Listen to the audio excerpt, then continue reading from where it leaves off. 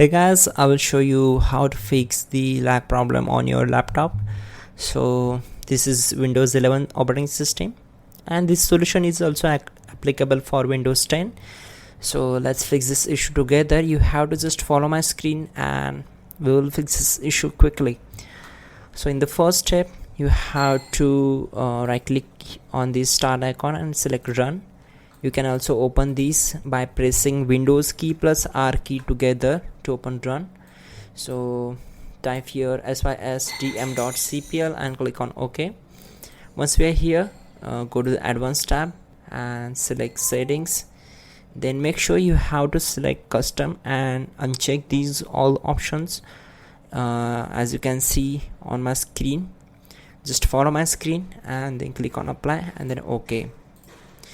After that, again open run and type here temp and click on OK. So you have to delete all the files and folders from the temp folder. Just delete them.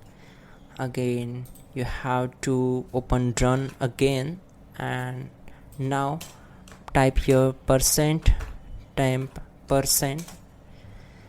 Again you have to select all these files and documents and everything. Just right click on it and click on delete. Now restart the system and your problem will be solved.